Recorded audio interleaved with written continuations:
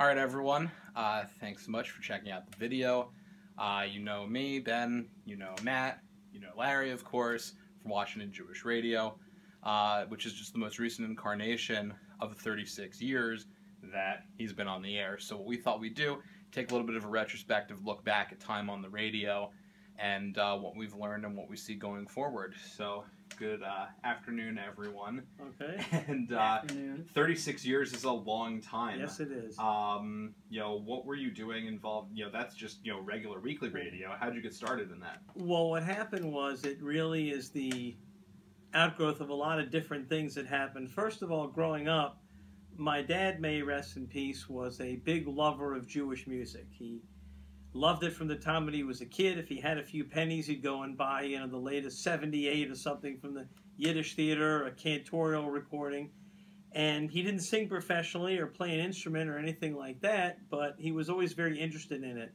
And then when I was a kid, back in the 60s, you had these great big stereo consoles. They were like a big piece of furniture, and he was always had the records going, and people would come, and he'd play them the latest record, and it was always something that we heard growing up in the house. At the same time, as far as radio was concerned, our next-door neighbor was a ham radio operator, and the antenna for his radio set was attached to our house. For whatever reason, the antenna had to be long enough so that it went from my house to his house. And it was one of these old, shortwave. There was no digital then. Everything was the tubes and the lights and the dials and the gauges. And he would sit and bang his telegraph key and talk to, communist China, which was, we weren't even allowed to know that it existed back then. And he would talk, to people in different languages. And it was just something that I thought was really, really neat. And then I went to high school, and we had a high school radio station, and I started off playing music, and it was just a local, small signal that you could hear in the school and the surrounding environs on AM radio. And I was doing that, and I started to call sports a little bit. And I think there's one surviving tape of me calling a basketball game. If you ever ran for political office, they'd find it. Right, which my voice has always been on the high side, high-pitched side, and it was so high-pitched when I was a teenager that it put Ben and Matt in complete hysterics to hear it. It was definitely something to hear. And at the same time, I still loved the Jewish music, and then I was making, I was buying records myself. I was making tapes for people. I remember when they had the 8-track recorders, I would make my grandfather, may he rest in peace, these 8-track tapes of cantorial music. And he could ride around in his car and listen to them. And never had to touch it. All you do is just turn the car on, and you can go. And so you've always been like technical with these kind of things. Yeah, I always was a saver of things too. There were a lot of people that did radio programs and did things that as soon as the program was over, they could care less. They were thinking immediately the next one.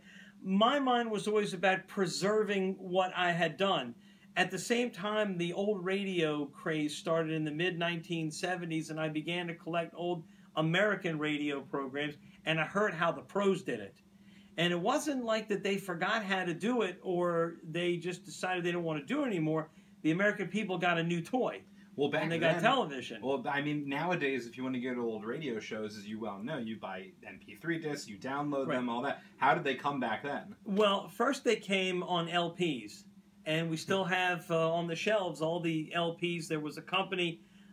there were a few companies. There was Radiola, and then there was a company called Mark 56. And somehow they had gotten the copyrights to these old radio shows and had released them. Then when cassette tapes started to come out, then you could buy them on cassettes as well. Also, I was able to start to collect them in their original medium on 16-inch transcription discs and have those as well. And then also reels of tape.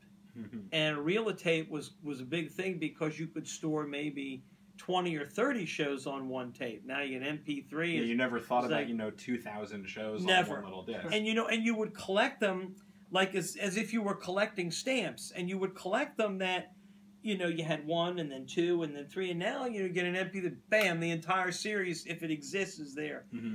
And what the internet really did is it took everybody's collections and put them in a central place. Right. Well, that's what I was going to say. Is I mean, with something like YouTube, you can just type in what you want, and chances are it'll probably be on there in some. It's been that way in a lot, and I will tell you honestly, and all the people watching, that if your grandfather, may rest in peace, would have had YouTube, he would have never left the house. Well, that's the thing about YouTube is, like you said, everybody always thought about preserving audio, but you know, the internet really gave birth, and especially now YouTube being like the video site has really given birth to the preservation of video as well. Right, and I've seen things, you know, that I had only heard about growing up, different personalities that I'm a fan of. For example, like the Three Stooges, who, if anybody knows me, knows I love them. And things that I heard about but never saw growing up are now on YouTube. So the internet completely changed the whole deal. It changed our program as well. I'm sure we'll talk about that later on. But so that was my background. And then, you know, I went to college and I didn't really think much of it. I took a number of radio, TV, and film courses in school because, don't forget, I also grew up in the movie theater business. Mm-hmm. So I knew who all the personalities were, and I always had this encyclopedic knowledge of show business, and it helped me to understand who was who and when they were popular and when they fit in. The way that I got on the radio was, like most things in life, totally by accident. Mm-hmm. My grandfather had a friend named Jake Einstein, and Jake Einstein, rest in peace, was the owner of the radio station here in the Washington area called WHFS. And it was a progressive, free-form radio, and he let disc jockeys get on there and do whatever they wanted to. He gave them complete creative control. And it was a big underground success. And it started to get very popular, but to pay the bills, on Sundays he had all the ethnic programs. The Italian hour, the Greek hour, the Polish hour, the French hour, and then he had the Jewish hour. And there was an established Jewish program in Washington that was hosted by a man named Max Resnick. And he had it on for many, many years, and I knew Max, and I used to listen to his program like everybody did because it was really the only one that was on. And I started to go to the same shul as he when I was a teenager every Shabbos, and he would tell me that he was going to play a record and mention my name, and I'd be so excited. I'd set my alarm, make sure I woke up, and I would tape it so that I could listen to it and hear. And this other station, this WHFS, had this woman doing the program. I still remember it was called Now Jerusalem. And the lady's name was, I think, Kirstine was her last name. Well, Jake had a pretty tough temper. And as most people in radio do.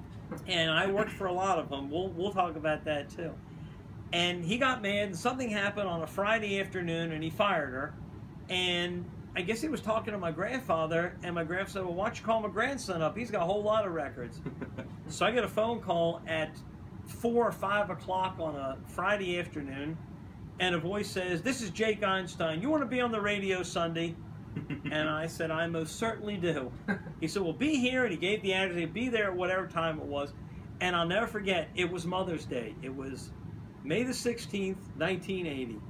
And I said to I was still living at home then, and I said, I'm going to be on the radio Sunday. He was like, really? I said, yes, I am. I'm going to. And I was all 23 years old. And I went down there and I did it, and it was felt very natural. And I mean, I was nervous, don't get me wrong. But it was very natural, and it was very comfortable. And I was like, wow. Now this, and when the show was over, I ran across the street to the payphone to call my parents, like to see how was it. They said it was great. You know, we really very much enjoyed it. And at that time when you did that first show, was that when you came up with the title of the original show, or did you just say this is the Jewish Hour? No, I knew I needed to come up with a name for the program. And I was thinking and thinking, and I probably was listening to an old broadcast of the old Kraft Music Hall on NBC, long-running program on NBC Radio and later television, sponsored by Kraft Cheese. Like Bing Crosby. Yeah. Well, it started with Al Jolson, and then he left to do other stuff, and then Bing Crosby took it over, and then Bing quit because they wouldn't let him pre-record his shows, and Al came back, was in the midst of a big comeback. In any event, I said, how about the Jewish Music Hall? That's perfect. Mm-hmm. And I did that, and I was on there, and you know, it started to take off. And I always had believed from the day that I started that it needed to have an intelligent, intelligible presentation. I felt that the people that were doing the shows, although, you know, they certainly had their styles and their ways of doing things, there was no information on the program. You didn't really know who the people were that made the recordings, when they made them, what was the context in which they made the recordings, so that you would have a broader and fuller understanding of what the material was, especially when you would plug it into the Jewish history of the 20th century when most all these recordings were made. So is that how you ended up, you know, veering the show mostly into music and staying away from things like politics and opinion and all that? I was warned by Jake Einstein when I first sat down in front of him. I was warned, if you want to be on the radio for a long time, don't discuss politics. He said, you know the music, play the music. There's enough talk, there's enough jabber going on all week long. Play the music and make people happy, and you'll be around for a long time. And that's really how it started. And it seems to have worked out, because here we are 36 years later, yeah, and we're doing a video for everybody. The only thing that, it's not really a political idea, but the only idea that I have been very strong about, and Ben in the years that he's done it with me, and even Matt behind the scenes, is I always wanted the program to be a program of Jewish unity. The music ties the Jewish people together more than anything. Even though the genres and the types of music may be different, they all fall under the umbrella and the category of Jewish music. And I thought that if we could have that, and there would be a unifying force, whether a person is whatever box they fit in, Orthodox, conservative, doesn't matter. Anybody can enjoy a nice piece of music. And that's really what I wanted to happen. So you started off on HFS, Right. Then how did you end up moving on to the next station after that? Well, what happened was, and it's a very mercurial business, and stations, especially in those days, were bought and sold constantly.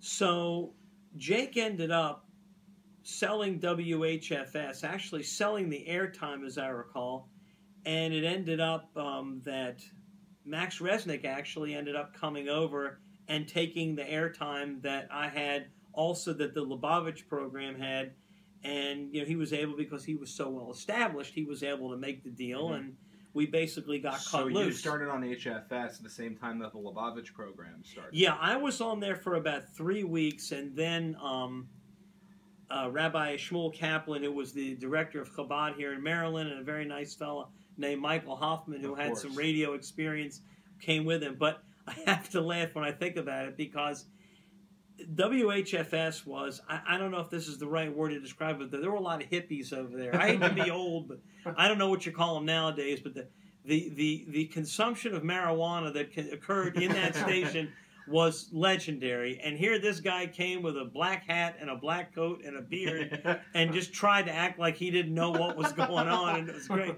But, you know, he had Chabad behind him, and he has built, to this day, quite a network. Yeah. Oh, yeah. And they were always very, you know, we always complimented each other. He celebrated his 18th anniversary. He had me on the show. I have the tape of it somewhere.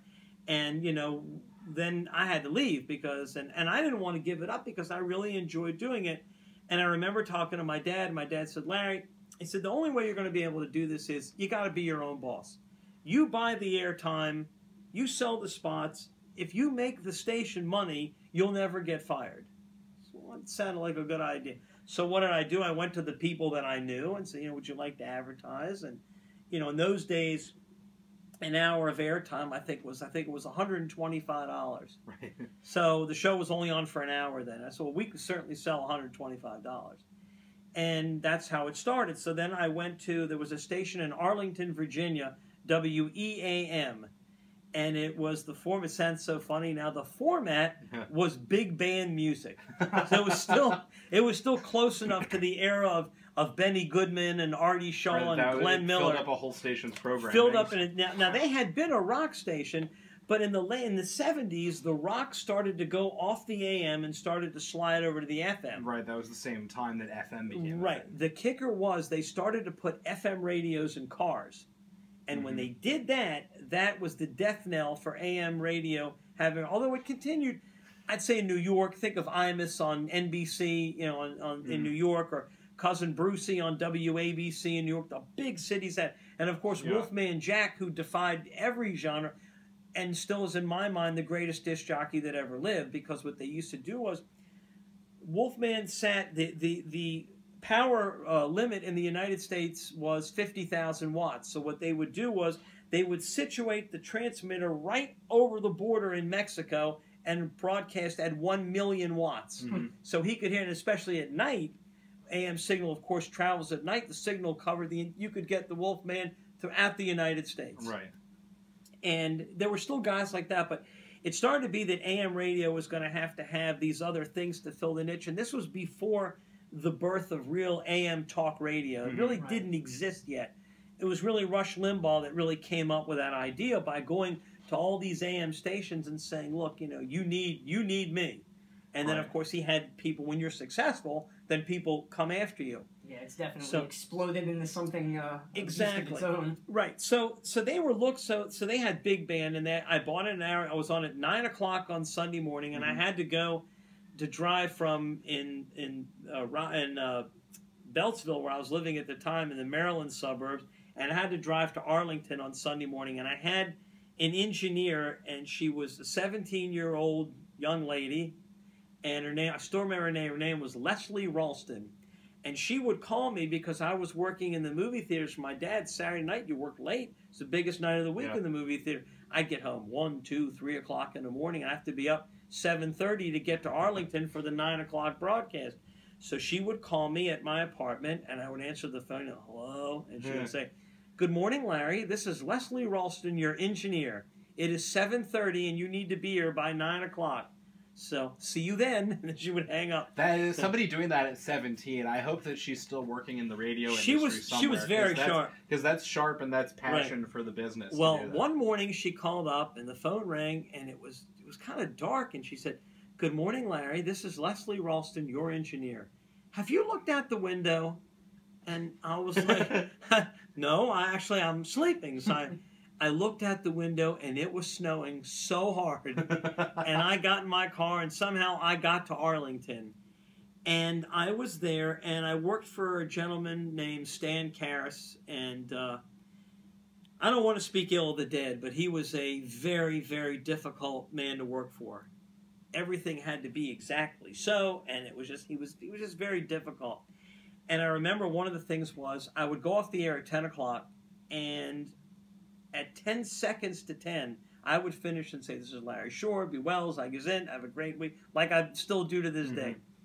And I would fade the music down at exactly 10 seconds to 10. There was a car. In those days, they used this 8-track carts, and you hit the button, and bam, the cart would fire.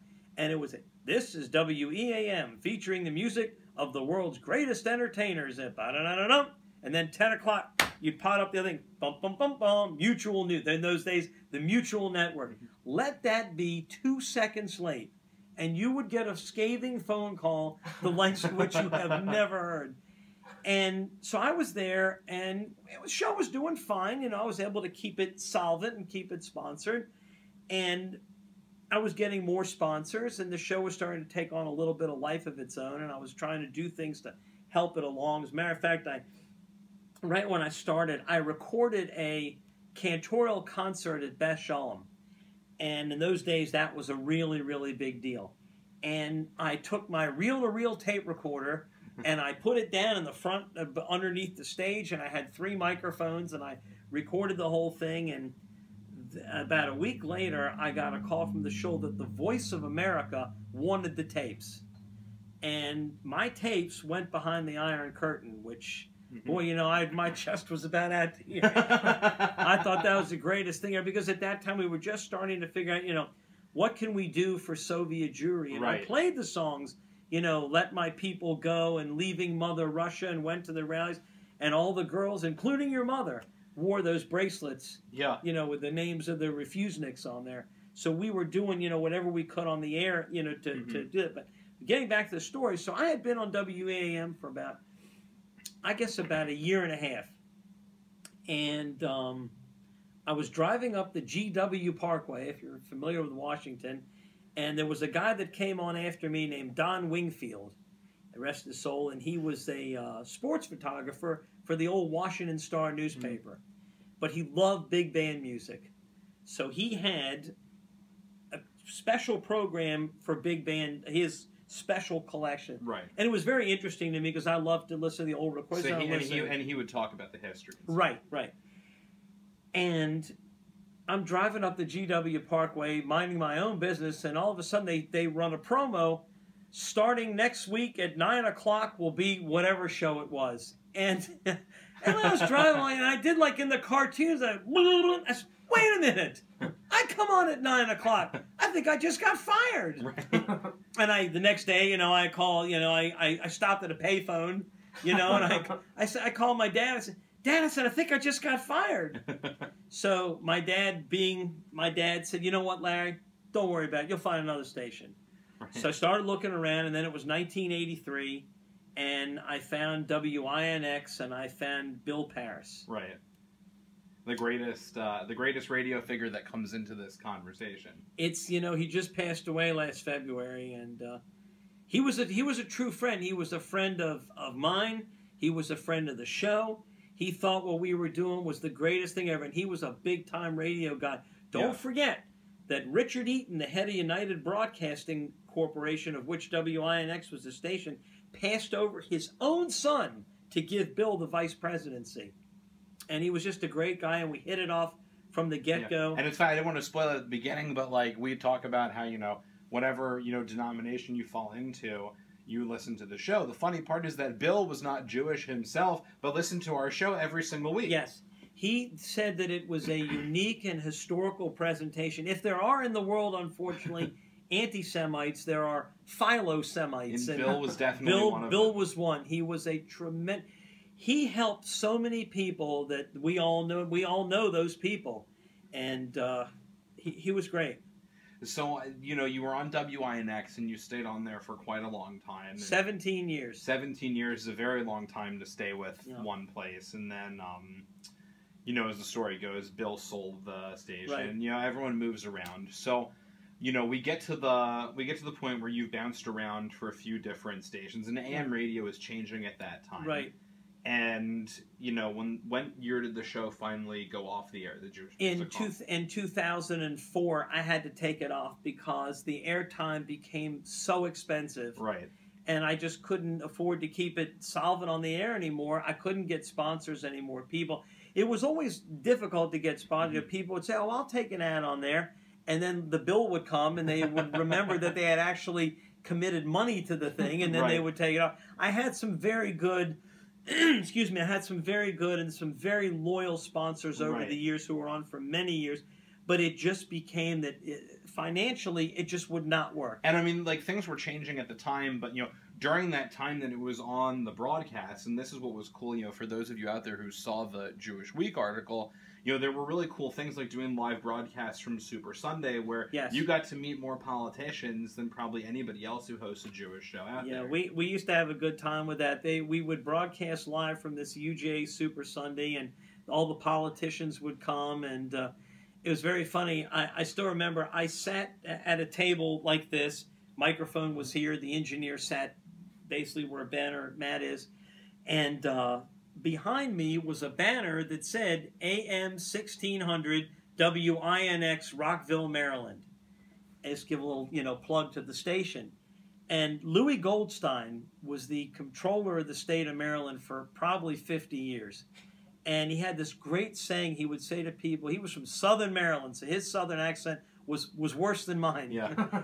And he had these coins because it was his saying. He would say, God bless y'all real good. And he would give out these coins, and I still have one.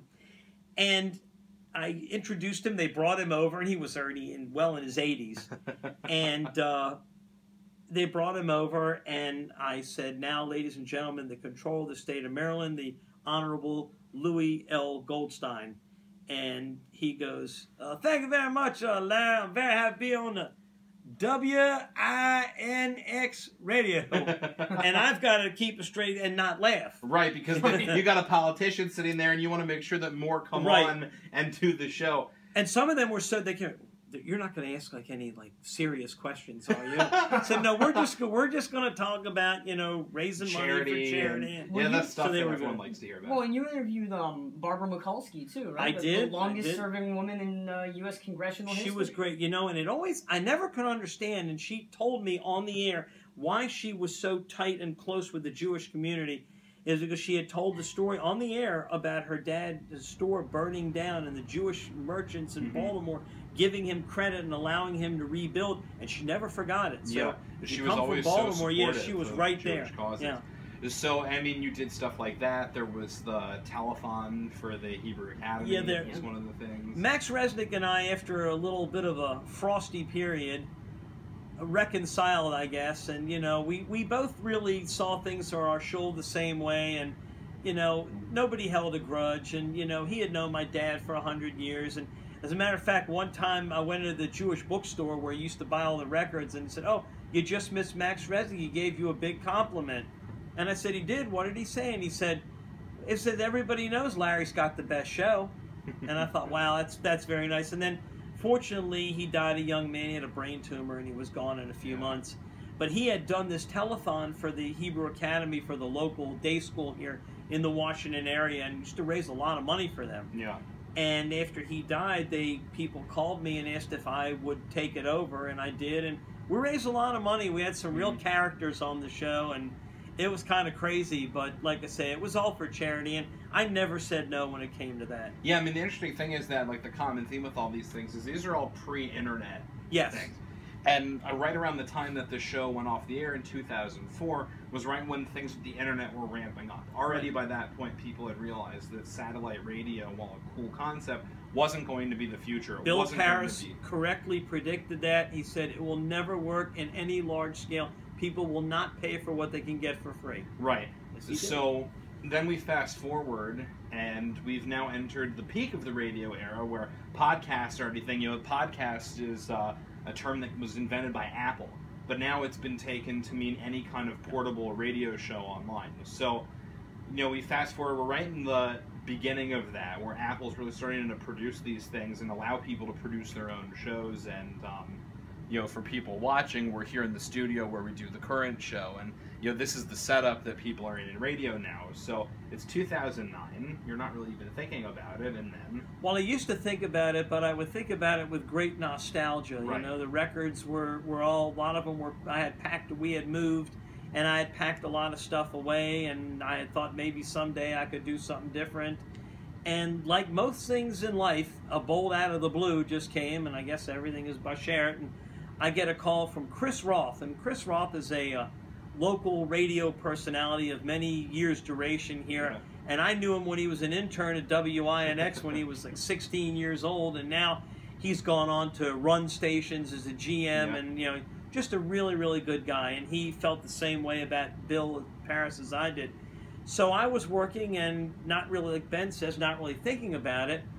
And one of the things that used to nudge me was that I love this stuff because my dad made sure that I love this stuff. Now, how am I going to make sure that my kids love this stuff the way that I do? One of the ways was to expose them in the time when it existed to the choral and cantorial singing that I did over the years. And both the boys sang themselves, and I tried as much as sadly, it really doesn't exist in the Orthodox world the way that it should be, although we try to nudge our way to try to make that happen maybe in the future. And it used to bother me all the time. So anyhow, I get this call, and it said, "Larry, it's Chris Roth. I'm calling for Bill Parris." I said, "Great, how is Bill?" Said, "Well, he's great, and you know, we want you to put the show back on the air." I said, "You do?" And I said, well, what do I got to do, you know? And they said, "Look, you know, just call Bill." So I called up Bill, and I said, "Look, Bill," I said, "I really would love to do it. You know I'd love to do it, but I'm scared. I don't want to have a money problem. I don't want to owe you money." He said, "Larry, don't worry about it." He goes, "Don't worry about the money." He goes, "It's a wonderful show. It's always been a wonderful show. Put it on the air." And I was like, wow. So I ran. I couldn't wait to get home, tell everybody, and I told everybody, and I was so excited. And then Ben said to me, he said, "Well, Dad, if you're going to do it, I want to do it with you." And I thought to myself, well, there it is. The legacy would continue, because I guess I had made enough impression on Ben that he wanted to do it, he wanted to be a part of it. Well, in my mind, I thought, you know what, there's so much more that can be done with it besides the over-the-air component, because by then I'd studied all this stuff so closely that I knew that podcasting was becoming a thing. Online, webcasts had been a thing going back into the 90s and the dial-up, but the on-demand aspect of radio was becoming more and more common, and that was a way that these things were staying afloat. The subscription issue with satellite radio made it an unsustainable format, whereas things like podcasts and being able to download and on-demand, you can embed the advertising within the files that were being downloaded, and people could listen to it at their leisure. So you didn't have to worry about a schedule anymore. So that was my thought by getting involved. Right. And then, and Matt, has basically inherited his mother's mic fright. Matt's definitely more introverted than the two of you. Yes. But Matt, every show needs a producer, though. Right, so. and Matt has a tremendous knowledge of all genres of music. His thirst for knowledge of music in general is completely insatiable. So it's a big asset to the program. But I started to learn about all these new things, and I realized the way that I was running the program in 2004, we could do a whole lot more with it. Right, and that was my whole point of it, and that's how, and this is the way that most people do podcasts now. You build your own studio space, you control all that stuff, and the nice part that we had with Bill, and since Bill has passed, that we continue to have with, his network and with his wonderful family who still runs the stations, is that, we have creative control, and we have the aspect to make the show everything that it is that we bring to everybody each week, and that's what makes this thing sustainable. So the neat thing is that it still goes out over the air on a certain number of stations that now the Paris family owns, and I'm sure that as long as they're around, as long as we're around, it'll still go over the air, and there's a live stream of it if people want to pick it up and all these things. And I joke all the time. I say, well, I'm the analog king because I am more comfortable with my turntable and my cassettes and my 78s, because I'm just used to it. But I think that I've learned a lot, over somebody of my age bracket. But you have the ability to take that and then share it over the internet with an insurmountable amount of people. I mean, the list just keeps building and building and building. I always felt like I was most happy when I could share this material with other people. Sure, I could listen to it myself, but it wasn't as much fun. I remember, being, being a kid, and I would buy a new record, and I would put it on that big stereo, and I would call my bubby, and I would put the phone up to the thing so that she could hear it. And my dad was the same way. Listen to this, watch this. He was always telling us to put this on or put that on. I think the nice part is that it seems like the world has gone in that direction now. Sharing has become the top thing online now. Social media, which we blanket with things about the program, and like we mentioned before, things like YouTube and podcasting and all of that.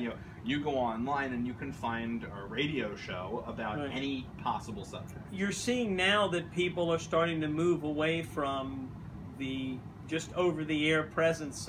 Just recently, my good friend Tony Kornheiser, who is the only famous person that I actually know personally, just concluded over 20 years on the over-the-air radio, and is now beginning 100% podcast in the fall. So there you have it. So I think we're definitely going in that. But I think that it's so important that this material be preserved, especially with the Holocaust and the destruction of the world that a lot of this material came from. A lot of times I play music and I say, this is about a world that doesn't exist anymore. Especially recordings that we have were made in Europe before the Holocaust, and with the labels in Polish. Right, I mean, that's the nice part about the internet, is being able to share that beyond the borders of the state of Maryland. It goes worldwide, and then it gets preserved as much as possible. Right. Now Ben has created this whole archive of probably about 300 shows on there, and you can listen. And we always make sure that the show is topical each week. It might be a regular edition of the program, but then we always have a special program for every Jewish holiday, for the American holidays. We can bring a lot of things to people, and people really seem to enjoy it. And we don't know who's listening. I'll give you an example. I have one of the old 78 of somebody named Cantor George Wagner, and he sang in Yiddish the old Spanish love song Besame Mucho. And I played it because just as a curiosity piece, I thought, you know what, how cool is this? Yeah. And sure enough, we get an email from Texas. My father was Cantor George Wagner, and we made her a CD of it, and she was so happy, and so... So now, after 36 years on the air, and as we move forward, you know, with the future of the program, if you had one closing thought, you know, looking back on all this and things going forward, I mean, what would that thought be? I've been very, very lucky to be able to do this over the years, something that I really loved and something that meant a lot to my dad. And I've been really lucky to be able to transfer it to my children. And I hope that in years to come, that they'll transfer it to their children, and that we will continue to build and maintain this archive, which the family knows that it will never go out of this family. It will never sit in a college somewhere and not be accessible to people. I want it to be accessible to people, and when the day comes that I'm not sitting in the chair anymore, I just want to make sure that it goes on l'dor v'dor from generation to generation, and that's really the thing that matters, and it will be something that I and my family will leave to the greater Jewish world, and a gift that we can give to our fellow Jews and for fellow people like Bill Paris, who just want to hear a nice, intelligent, unique program. Well, there you have it, everybody, and thank you so much for joining us as we took this look back on 36 years and a look to the future and what the future of this radio might hold. So make sure you check us out on the show, WashingtonJewishRadio.com, and we'll see you there.